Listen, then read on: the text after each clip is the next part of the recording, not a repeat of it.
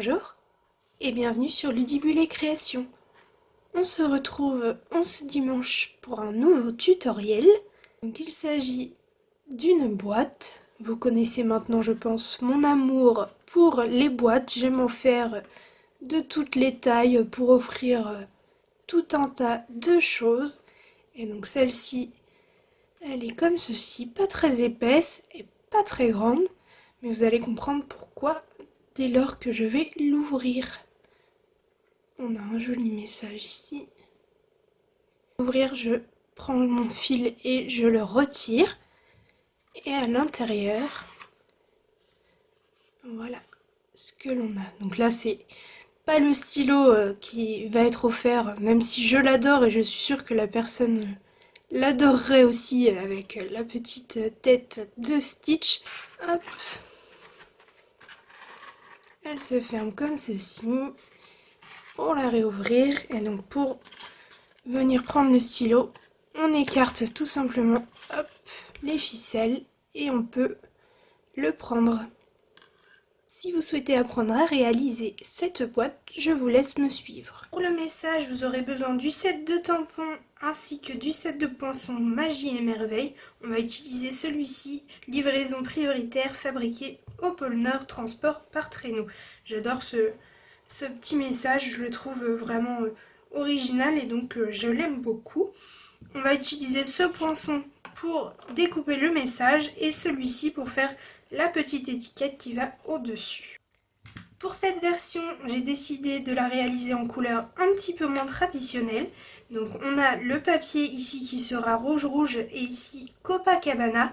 Le papier imprimé vient du papier design câlin réconfortant que je vous montrais dans la vidéo de la boîte pour les 3 rochers que je vous remets ici. Donc vous pourrez voir le papier imprimé dans son détail. Et en plus, c'est dans cette vidéo que j'avais fait ce combo de couleurs et j'avais vraiment adoré. C'est pour ça que du coup, je le refais aujourd'hui. Pour le couvercle de la boîte, il vous faut un morceau de 9,2 par 19,2 cm. Pour la base de la boîte, il vous faut un morceau de 11 cm par 21 cm.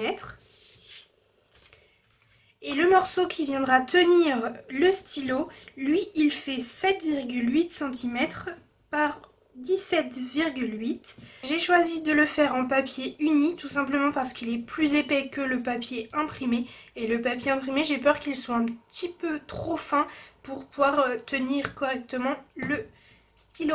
Il vous faudra une chute de murmure blanc et une chute de Copacabana pour le message. Il vous faut aussi de la ficelle à rôti, un ruban ou de la ficelle pour fermer la boîte et des petits gemmes ou des petits bijoux si vous le souhaitez. C'est parti, on commence, on va prendre notre massicot et on va venir faire les plis sur tous nos morceaux. On commence par la base de notre boîte qui fait 21 par 11 cm et on va venir plier. Pour les 4 côtés, c'est la même chose et vous verrez que pour les 3 morceaux, ce sera aussi des plis pour les 4 côtés. Et là, on va plier à 2,5 cm.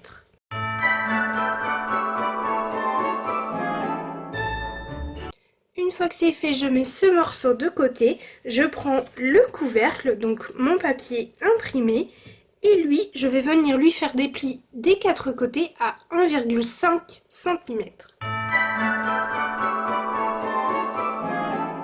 Une fois que c'est fait pour ce morceau, je peux lui aussi le mettre de côté, et enfin du coup, je prends mon dernier morceau, et pour celui-ci, pareil, 4 plis de chaque côté, et donc à 1 cm.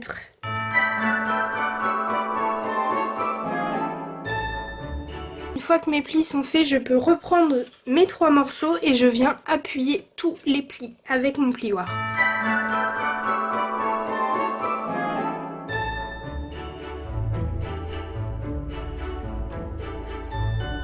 Maintenant que j'ai appuyé tous mes plis, je vais pouvoir me munir de ma paire de ciseaux et sur la base de ma boîte, hop, je viens ici couper le long de la ligne de pli de mon rectangle et ici je viens faire un petit biais comme ceci, et je veux ceci pour les 3 autres rabats, et je veux aussi ceci sur mes 2 autres morceaux. Vous l'aurez compris, cette boîte elle est très facile à réaliser, mais je trouve que quand même elle fait son petit effet, et donc au pied du sapin, ça peut faire un très joli cadeau.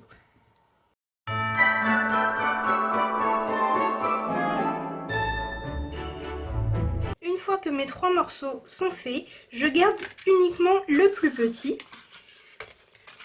Et je prends une règle et un crayon. Dans ce sens, je veux la moitié de 5,8 cm.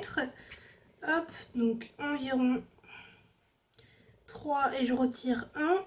Hop. Ici, même chose, 3 et je retire 1. Hop. Et dans ce sens, je veux environ 2 cm de chaque côté. Donc ici, là. Ici, je me place à 16, comme ça, je vais à 14. Et c'est tout simplement la marque pour faire donc nos petites ouvertures, pour passer notre ficelle pour retenir le stylo bien au milieu de la boîte. Je viens percer avec ma perforatrice à main. Si vous n'avez pas de perforatrice comme celle-ci ou la crocodile ou ce genre de perforatrice, vous pouvez aussi faire les trous avec votre perce-papier. N'oubliez pas de gommer si vous avez des petites marques apparentes. Maintenant, on prend notre fil. On vient faire une boucle et un nœud. Hop. Donc, la boucle, elle peut être très grande, c'est pas un problème. Puisque après, hop, je vais vous montrer comment faire. Donc, je fais une deuxième boucle. Pareil.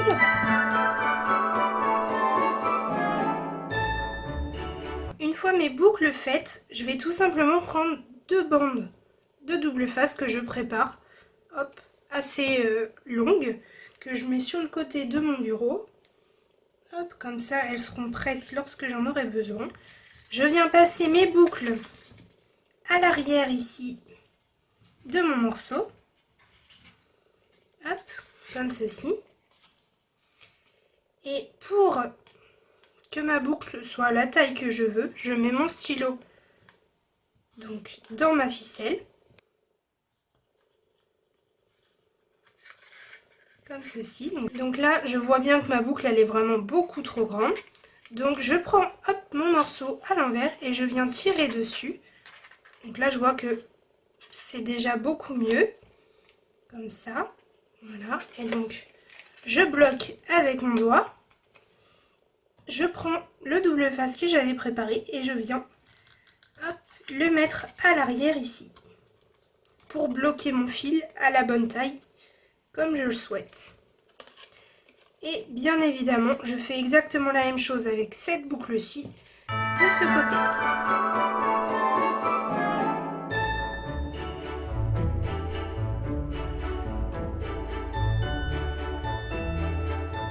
Et voilà ce que ça donne. Donc mon stylo tient bien en place. C'est pour ça que c'est important quand même d'avoir le stylo si vous faites votre support pour bien l'adapter. C'est mieux.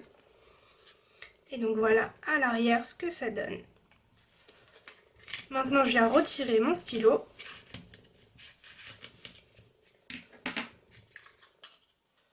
Et je vais pouvoir venir assembler mes 3 morceaux de la même manière. Je vais commencer par le plus grand pour vous montrer. Je prends ma colle multifonction qui sera très bien pour cela. Hop, je mets de la colle sur un des premiers rabats que je viens mettre ici à l'arrière et je viens me mettre bien bord à bord ici.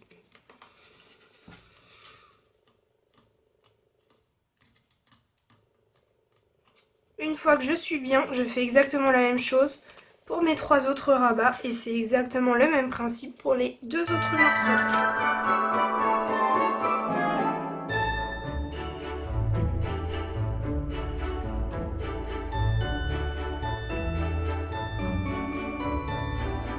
Une fois mes 3 morceaux assemblés, voilà ce que ça donne. J'ai plus qu'à mettre ce morceau au fond de ma boîte.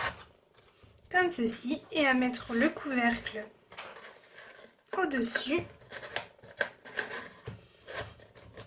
Comme ceci, donc ce que je vous disais, les deux ensemble, je trouve que ça fait vraiment très joli et ça change des couleurs un petit peu traditionnelles qu'on peut utiliser pour les cadeaux. Je vais pouvoir passer à ma décoration. Donc je prends mon ruban et je vais venir, comme pour celle-ci, faire tout le tour de ma boîte et faire une jolie rosette. Je vais venir tamponner mon message en rouge. L'étiquette, je vais venir la couper dans du Copacabana. Je fais tout ça et on se retrouve une fois la boîte terminée.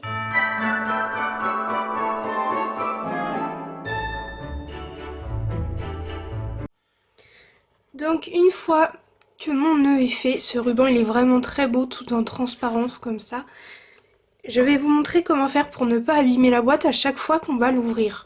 Donc là tout simplement j'ai mon message et en fait je vais venir prendre une mousse 3D, donc une bande. Vous savez quand vous avez fini les mousses 3D ici, vous avez des petites bandes sur le côté, donc ne les jetez surtout pas, vous pouvez les utiliser comme les petites mousses que vous avez. Donc là moi j'ai pris une petite bande que je viens poser sur mon ruban là où je veux mon message. Hop, comme ceci, et je vais venir coller mon étiquette au-dessus, ce qui fera que lorsque je voudrais ouvrir ma boîte, ça ne l'abîmera pas puisque mon message sera collé directement sur le ruban.